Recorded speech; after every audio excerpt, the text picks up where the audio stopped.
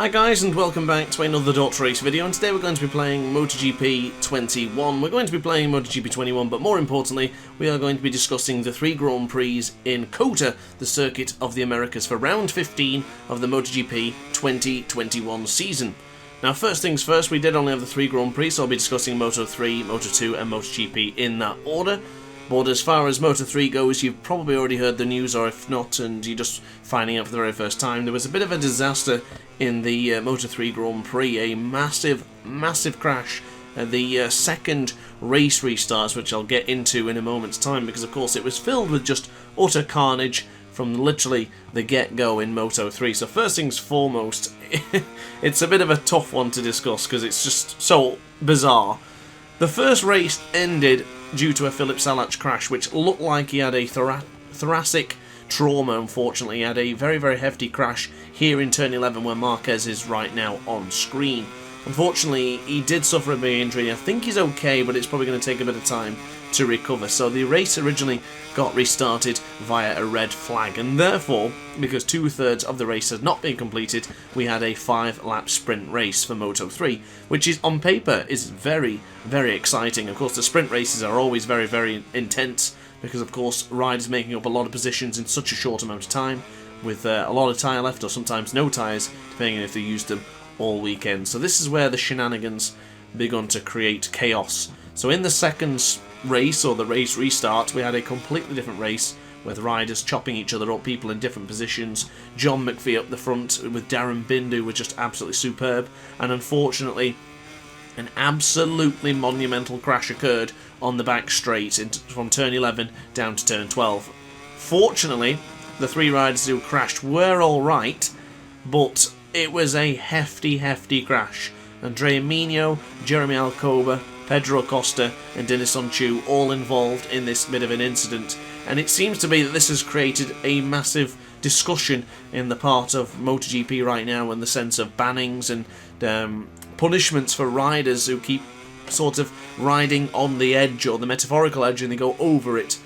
Now, unfortunately, due to this incident, we completely scrapped that second race. That race restart was completely scrapped, and none of that mattered. So therefore the race results went back to the original race that started for race 1. So the results are as follows from the first Grand Prix. Ethan Guevara took the first victory of the season for the rookie, Dennis Foggia in second, and John McPhee in third place. But it doesn't end there, because in the race restart, Ethan Guevara still up into the first positions. His bike decided to conk out on him and say, "Enough's enough for me today, Ethan," which created a bit of a funny video of him going back into the pits and absolutely letting loose onto the chair and onto the bike stand. And it was the biggest tantrum I've ever seen in MotoGP for quite a while. And somehow he still came away with a victory even after that, and after that pathetic showing. So it's the whole entire Moto3 race was just unbelievably insane. It was probably the most entertaining of the weekend, but honestly very concerning for the sense of Andrea Migno's, Pedro Acosta, because Pedro Acosta's and Migno's crash was absolutely huge. Pedro Acosta flew for quite some distance and bumped into the barriers a lot. It was a nasty crash, and I was freaking out. I generally thought that Andrea Migno, one of my favourite riders in the world, Pedro Acosta, one of the best upcoming riders ever in the world. Jeremy Alcoba's got a great future as well, and just sheer carnage of looking at some of the 3 people who may not even be alive at the end of this Grand Prix. Thankfully, every single one of them was standing on their feet and moving without issues. But goodness me, that was the scariest thing I've seen almost this season. Almost scariest thing I've seen. Of course, I have to mention it, we have had so many deaths this season, and in all motorsports, from Dean Berta-Vinales, Jason Dupasquier, and even many more. And it's just distraught to think that we could have another one here today. So punishments have been made.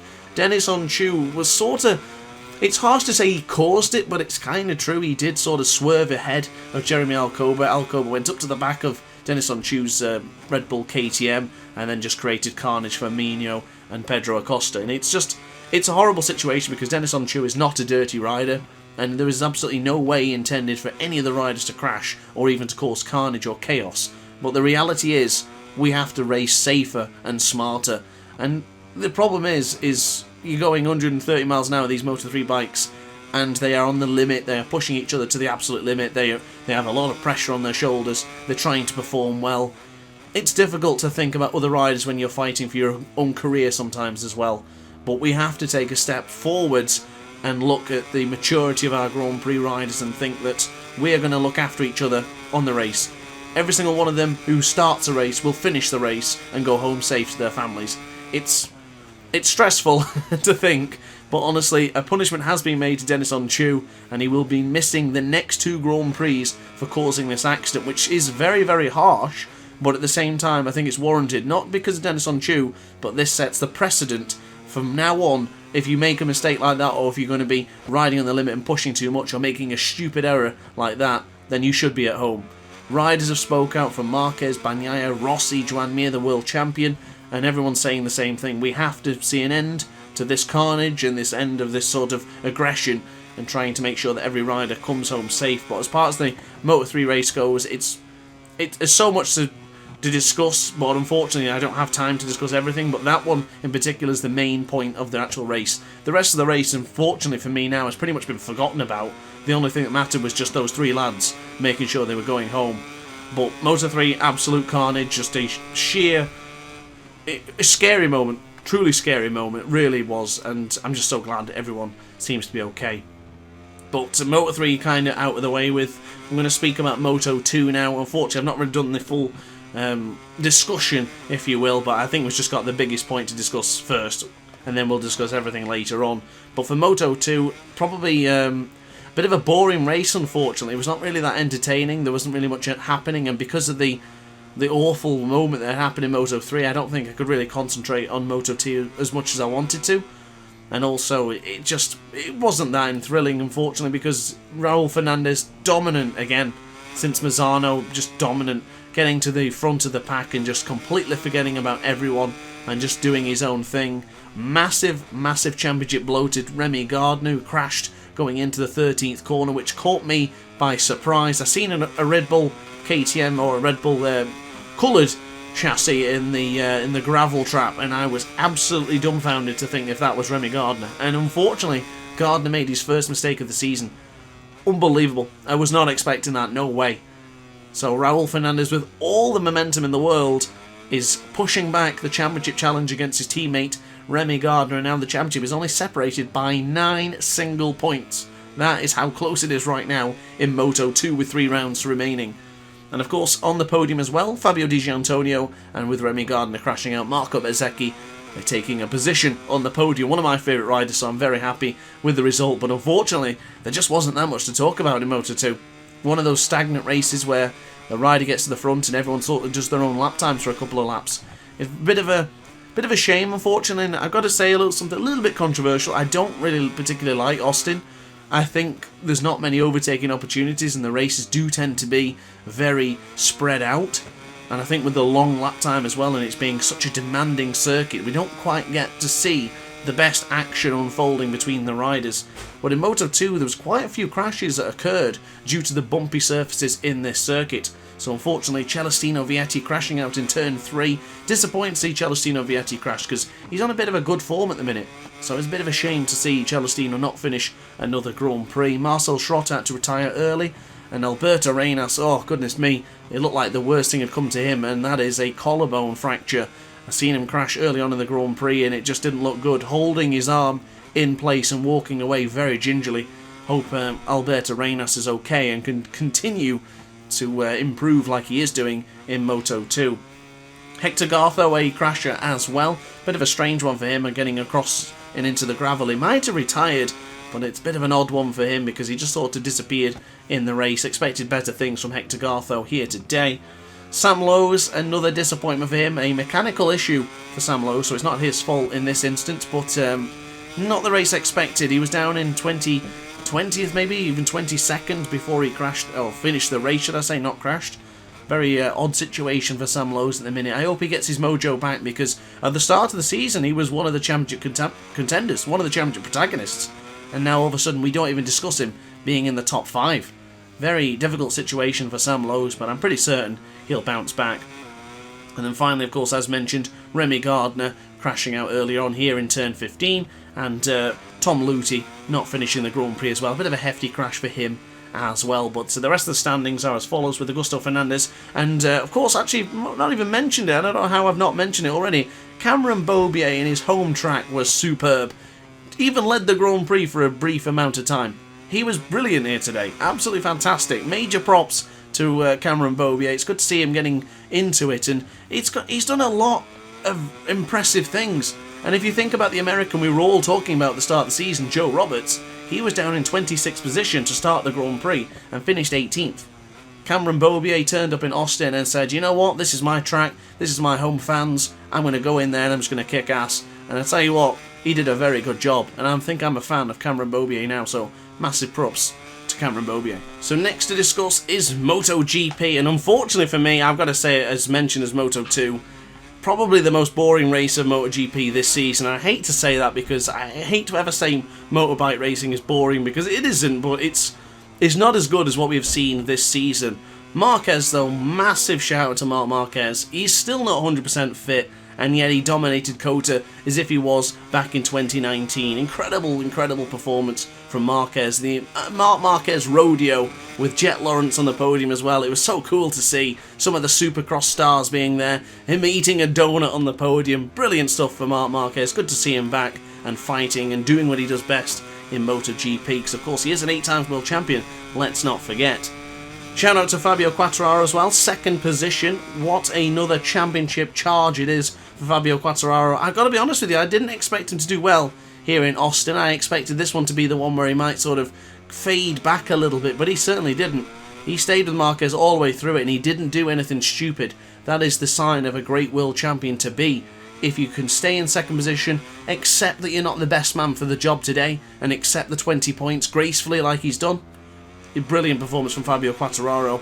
I gotta be honest with you, early on in the season I did say, and I think I said it a few times, that Fabio Quartararo will probably crumble towards the end of the season like he did last season. And I tell you what, if I had a hat, I would eat it right now, because I certainly deserve to eat my own hat for saying such slanderous comments about Fabio Quartararo. The man certainly deserves the MotoGP World Championship this season, and I'm pretty certain he's going to get the job done now, unless I jinx him and something goes absolutely horribly wrong, which fingers crossed doesn't happen.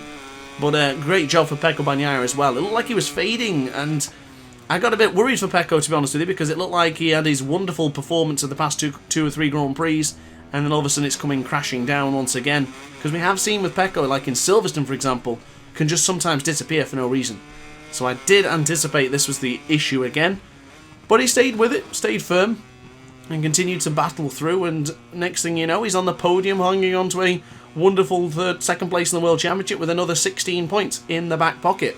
A bit of a talking point as well, actually, as Pecco Bagnaia on the podium was not celebrating, was rather not so much jubilant, but was rather just flat and possibly placid. He didn't look like he had that energy as for celebrating the podium that I expected he would.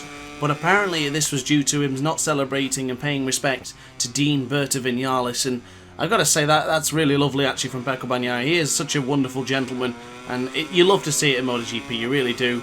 But at the same time, I feel, from what I'm thinking for myself, if I was in this situation, that I was Dean Berta Vinales for example, and I had passed away, I would want him to be celebrating, because he bloody well deserves to celebrate. And we as the fans, we want to see everyone celebrating. It's part of celebrating the life of being the MotoGP rider as well, or being a rider in any particular sort of sport. If you want to celebrate everyone's success, I personally don't condone the hatred that some people have for other riders. You know, I'm a Valentino Rossi fan, always will be, I absolutely adore the man, but there's no hatred to any other rider. I love Marquez, I love Lorenzo, Stoner, everyone. I can't say I hate anyone just because my favourite rider might not get on with another rider. I think that's just petty. But I don't want anyone to be in the sense of not being able to celebrate for others. Sometimes we get a bit of boos and stuff like that, but that's a bit of camaraderie, if you don't mind, a bit of booing and a bit of camaraderie between them. But when things are personal, it's a little bit awful. But in this case, I don't think anyone would have had any issue with Bagnaia celebrating what he's done and then having a moment of himself to celebrate the likes of Vinales' success, and even the likes of De Pasquier who've passed away. But that is down to his personal preference, and if he believes that he wanted to not celebrate and dedicate that to Dean Berta Vinales, and I 120% respect his opinion. I think that's a beautiful thing from Pecco Bagnaia, and honestly, what a gentleman. I said it earlier, what a gentleman. All of these guys in MotoGP are probably...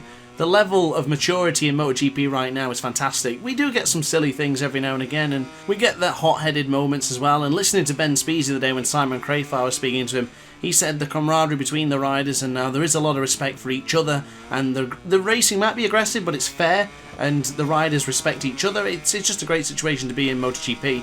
If we can get Moto3 riders and the other classes as well to have that same sense of maturity and understanding of how to race properly in the sport, then we're all going to be pretty much safe. But a quick mention on the actual racing itself. We do have Aleix Espargaro and Johan Zarco as the only two crashers in the Grand Prix. Very disappointing performance for Johan Zarco. I don't know what's happened to the Frenchman, but I hope he gets his mojo back. Just a torrid Austin Grand Prix for Aleix Espargaro, being the only Aprilia man out there. Very difficult situation for him. Difficult return for Franco Morbidelli. The past two races haven't been too kind for Frankie, but I'm sure he's going to get back into the thick of things. Shout out to Enea Bastianini once more, finishing in 6th position.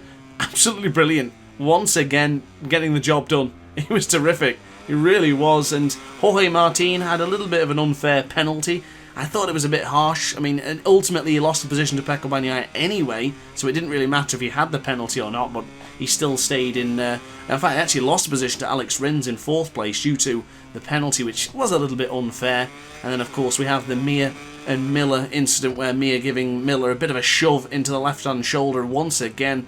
But that's to be discussed for another day, so actually, if you want to discuss it in the comment section, let me know and we'll have a chat there. But upon that note, guys, that is pretty much all I have time for here today. I haven't really spread this one out very well. I just really want to discuss the Moto3 issue because it seemed like it really needed to be addressed, and I just wanted to, again, really explain and show my passion for this sport because I love this sport. I really adore it. And to see any crashes, stuff like that, just upsets me because it's not nice to see. I don't want to see any rider get hurt, and I certainly don't want to see any rider perish under the circumstances. But upon that note, guys, I guess that's going to be it. So thank you very much for watching the video. I really hope you enjoyed it. A little bit different. I've been a bit more morbid in this one, I guess, but I'm still very positive and I love MotoGP as much as I love you guys. So if you have the same feeling and you enjoyed the video, like, comment and subscribe, and consider hitting the notification bell to be alerted to every single DrAce upload and live stream. Thanks for watching, guys. It's been a pleasure, and I'll see you next time. Ciao for now.